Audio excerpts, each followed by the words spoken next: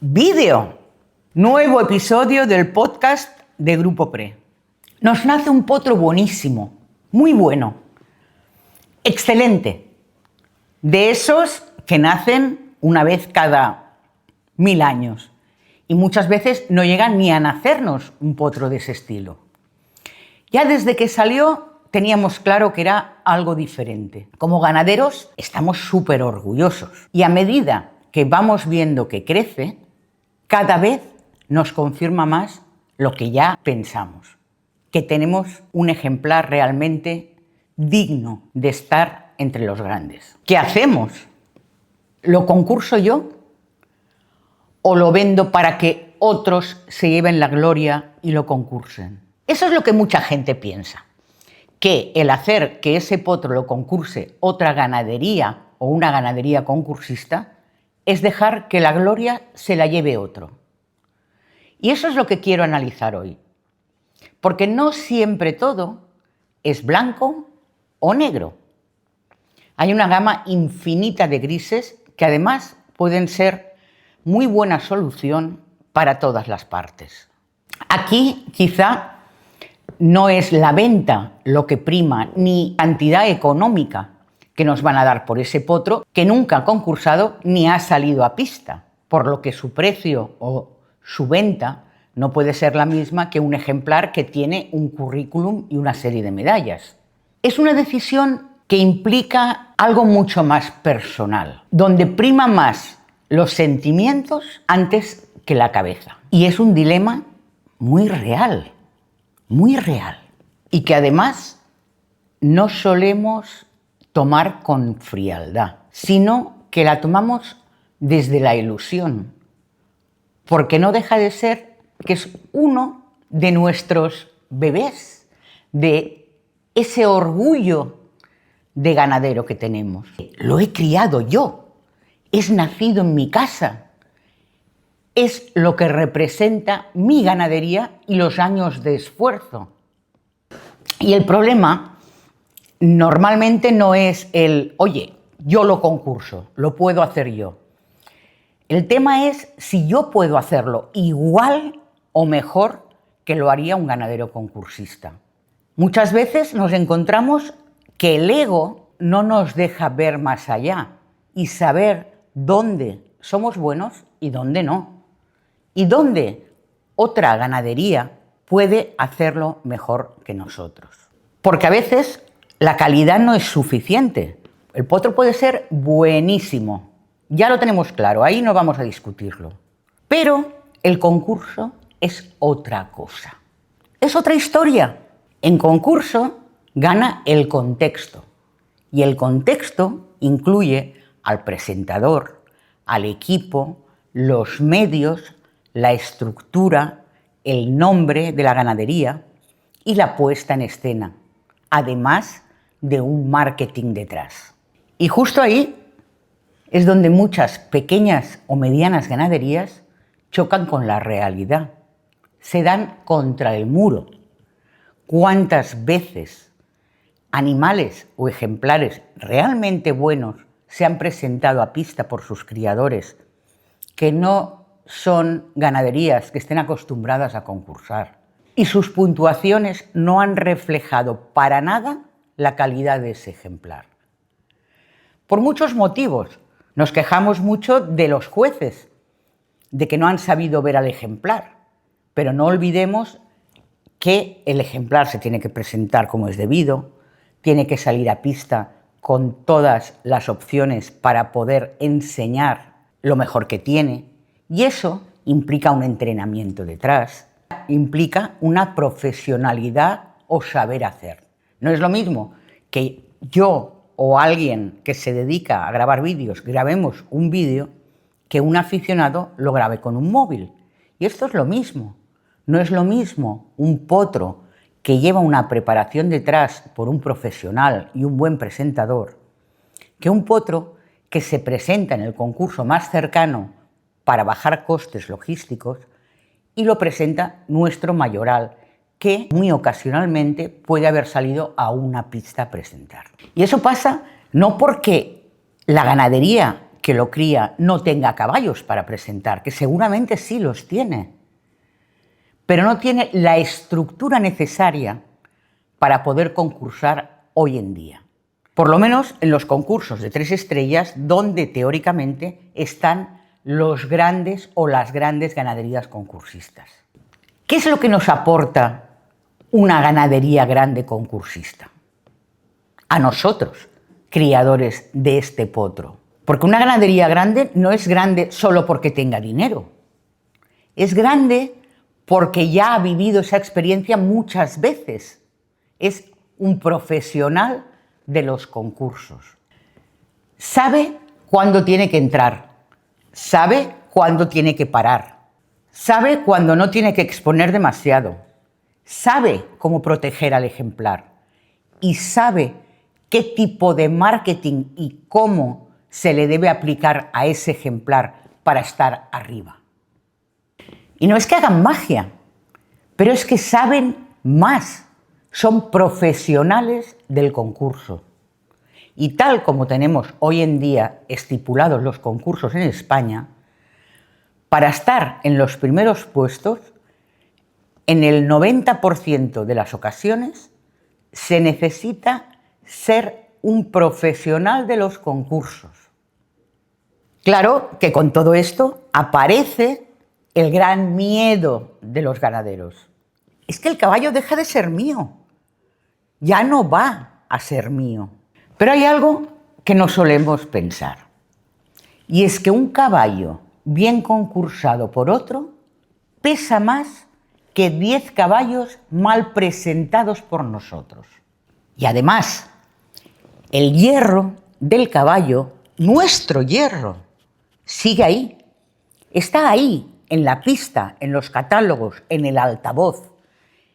En cada fotografía que salga de ese ejemplar está nuestro hierro de criador, aunque sea otro el que lo esté sacando a la pista. ¿Qué perdemos? ¿Qué perdemos cuando vendemos ese caballo? Vender no es gratis. Evidentemente, recibimos una compensación económica mayor o menor en función de la calidad del ejemplar, de lo bien que sepamos negociar ese ejemplar y en función de la calidad. Perdemos el control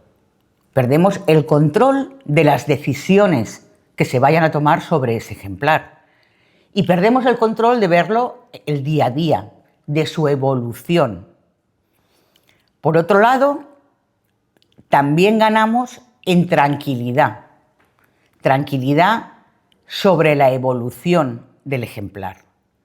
Hoy puede pintar muy bien y mañana puede tener una lesión, puede tener cualquier impedimento que no le permita salir a pista. Puede tener enfermedades. Dios no lo quiera, puede morir. Y eso es el riesgo que va a tomar el comprador. Y a veces duele. Claro que duele. Es que yo no haría esto. Yo lo hubiera hecho de otra forma. Es que si fuera mío, yo no habría ido aquí. No lo habría presentado con este juez. Claro. El easy. Estas son las cosas que tenemos que tener en cuenta que perdemos a la hora de vender. Y son las que tendremos que poner en la balanza. Por otro lado, ¿qué perdemos si nos quedamos al potro nosotros? Perdemos visibilidad, perdemos presencia, perdemos capacidad por inversión limitada y perdemos quizá la posibilidad de estar arriba. Y también tomamos un riesgo importante, porque ese potro de gran calidad, si nosotros lo concursamos y no queda bien, por razones X, no voy a entrar en sí por el presentador, por cómo va el caballo a concurso, por su condición física, etc. Pero si no queda bien, el caballo pierde muchísimo. Hoy en día, por desgracia, la gran mayoría del mercado se fija en medallas. Y cuando sacamos un potro a un concurso y está en el 8º, 9º puesto, o sale como eliminado, o 1000 razones, a no ser que tenga una continuidad y que sea algo esporádico, el mercado lo ve y ese potro baja en valor. Difícilmente vamos a poder vender ese potro como de gran calidad al mercado medio. Lo va a ver el profesional y lo primero que se va a preguntar es ¿por qué no ha quedado bien?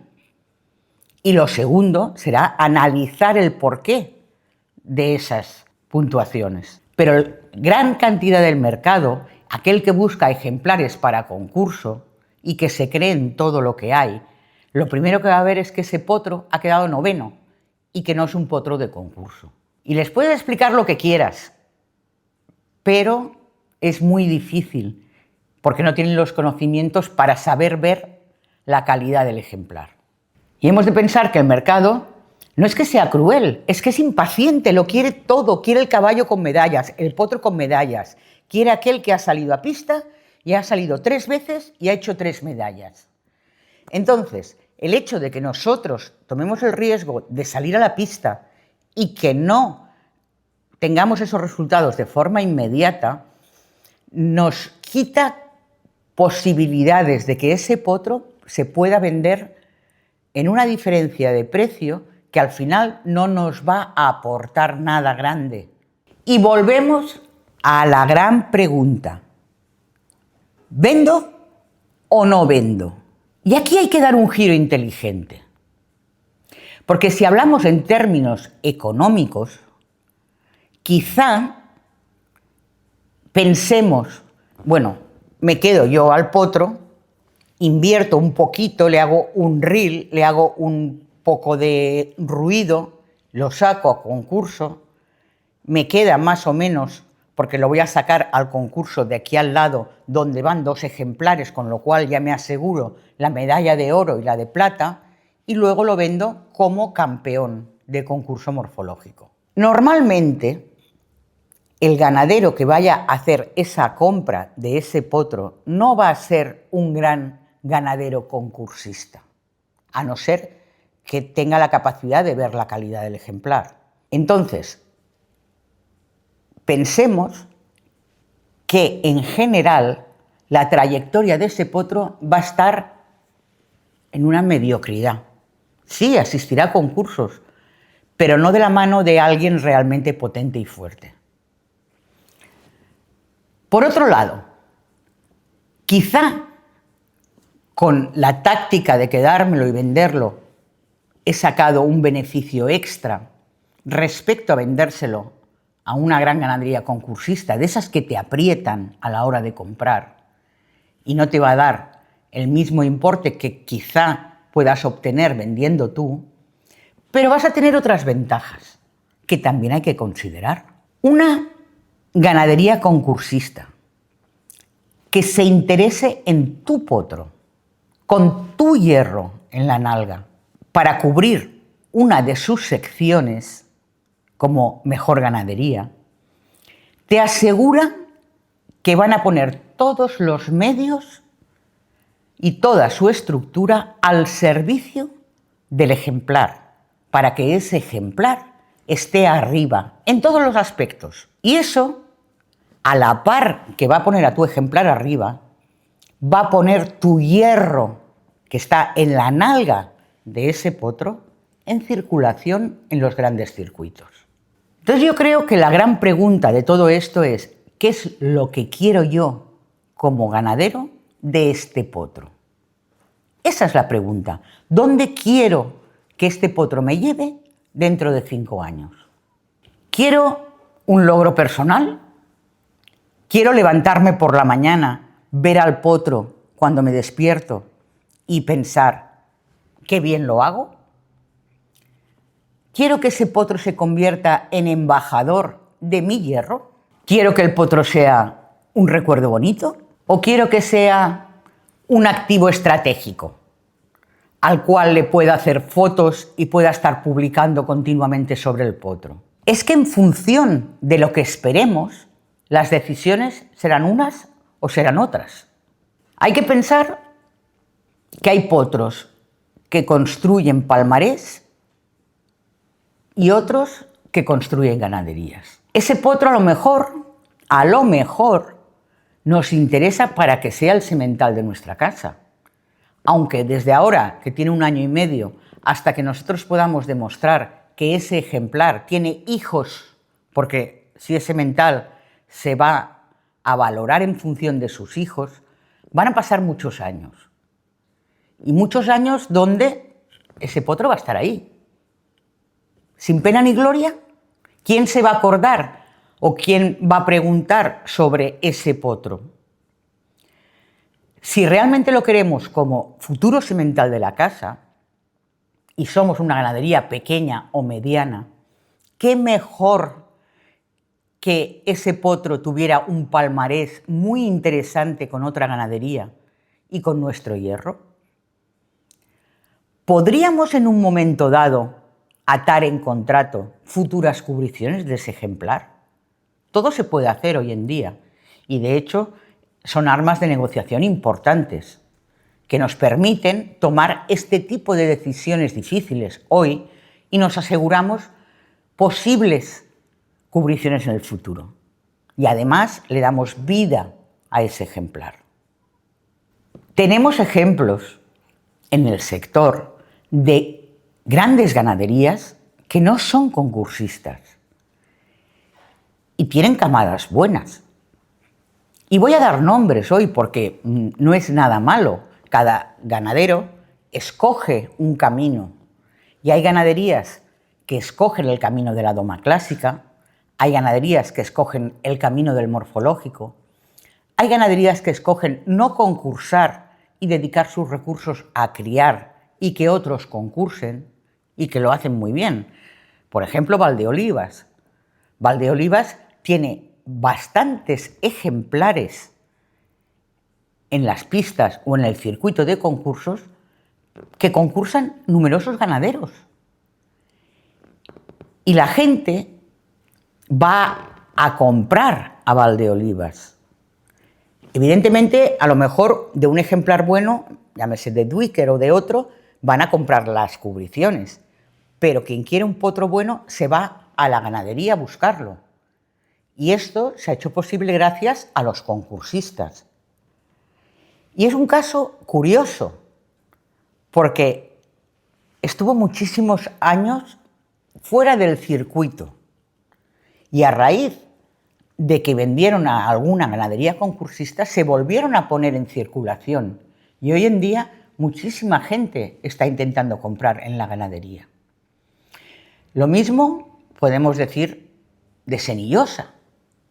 Senillosa tampoco concursa y cuando lo hacen en alguna ocasión tampoco es que tengan resultados excepcionales. Sin embargo, ejemplares suyos han sido campeones del mundo en manos de otras ganaderías. Podríamos seguir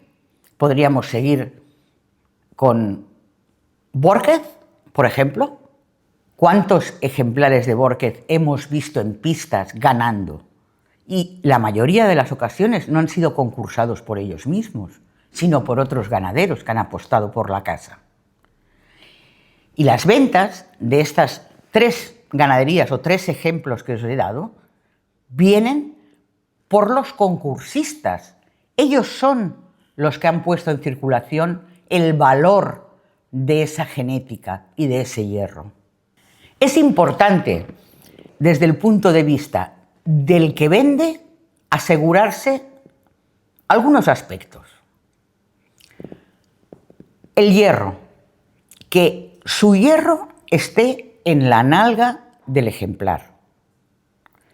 Por experiencia os digo que por error yo he vendido algún ejemplar en el que no se ha puesto el hierro por logística del momento, aunque se estipuló ponerlo, y cuando se ha pedido para ir a ponerlo, ya tenía en la nalga el hierro del comprador. Eso para mí no es ético. no es bonito en el sector. 2. El nombre. Hoy en día tenemos los prefijos o los sufijos. Seni Peregrino o el MIBX de Miguel Borges o AC o Mango. Creo que es importante por contrato, por parte del vendedor, el que se mantenga el nombre. ¿Por qué? Porque no es lo mismo cuando se llama a un ejemplar o se nombra a un ejemplar el decir Fer Bonachón de Eda que decir Bonachón de Eda y obviar el Fer. En este caso os puedo hablar porque, bueno, yo intervine en la venta de este ejemplar y una de las cláusulas que yo, sin venir a cuento, puse en ese contrato fue que se respetara el Fer en el nombre del caballo. Podía añadirse el sufijo de Eda, ya que eran los compradores y son los que iban a dar al animal o al ejemplar la visibilidad, pero sí que por contrato no podían cambiar el Fer como homenaje a Ferrero, que era el criador. Lo mismo pasó con algunos ejemplares de yeguada C. Si os fijáis, podemos ver Ariana AC de Eda. Pues en este caso pasó lo mismo. O sea, pedí por contrato que se mantuviera la C. Y es una forma de que está presente el criador. Y no prohibimos el que se ponga el sufijo del equipo o de la ganadería que lo va a promocionar. Creo que es importante para ambas partes. Y creo que por parte de ANCE se ha hecho muy mal el dejar que los ganaderos cambien nombres simplemente por dinero.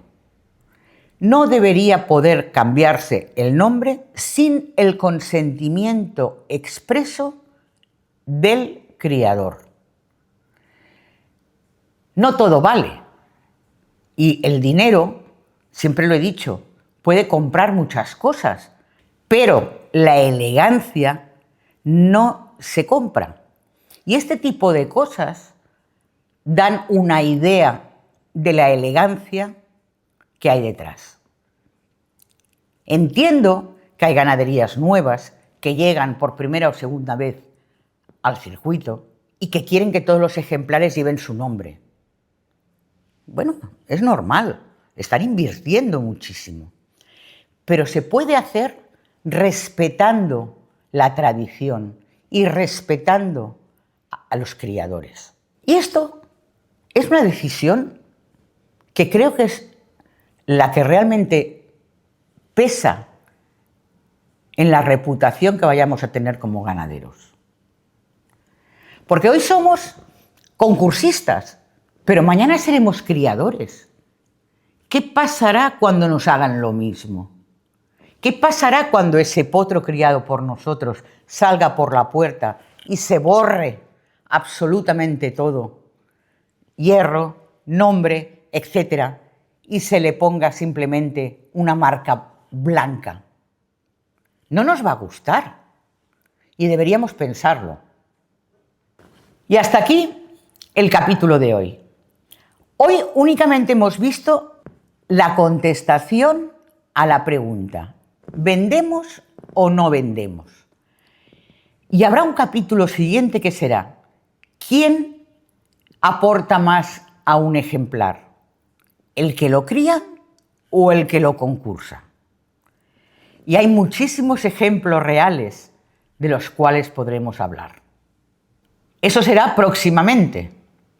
Muchas gracias por estar con nosotros. Muchas gracias por seguir viendo nuestro podcast de Grupo Pre. Y esperamos nos deis comentarios y esperamos nos aportéis ideas. Nos encantará poderlas tener en cuenta.